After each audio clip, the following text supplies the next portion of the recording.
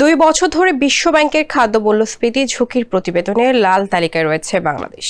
এর অর্থ হলো খাদ্য মূল্যস্ফীতি 5 থেকে 30% মধ্যে রয়েছে, যা বাংলাদেশের খাদ্য নিরাপত্তা চ্যালেঞ্জের মুখে রয়েছে নির্দেশ করে।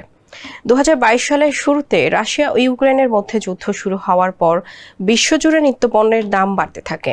এ সময় অনেক দেশ নিজেদের অর্থনীতি নিয়ে বিপদে পড়তে শুরু করে। বিশেষ করে দক্ষিণ এশিয়ার দেশগুলোর মধ্যে শ্রীলঙ্কা, পাকিস্তান, বাংলাদেশ ও ভারতের মূল্যস্ফীতি বাড়তে থাকে। এখন বাকি দেশগুলোর মূল্যস্ফীতি সামলে নিতে পারলেও অবস্থার পরিবর্তন হয়নি বাংলাদেশের। বিশ্বব্যাংকের তথ্য বলছে ভারতে খাদ্য মূল্যস্ফীতি এখন 6% কম। পাকিস্তানে মূল্যস্ফীতি এখন মাইনাস। শ্রীলঙ্কায়ও একই চিত্র। স্যান্ডেলিনা সো রূপচর্চায় আভিজাত্য।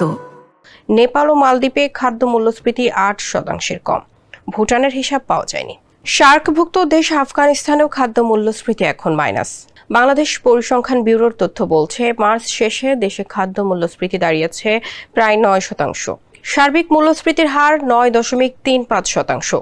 বিশ্বব্যাংক সর্বশেষ 10 থেকে 12 মাসের খাদ্য মূল্যস্ফীতি পরিস্থিতি বিবেচনায় নিয়ে খাদ্য নিরাপত্তা বিষয়ক প্রতিবেদনটি প্রকাশ করে থাকে। এর আগের টানা 1 বছর বাংলাদেশ লাল শ্রেণীর তালিকায় ছিল।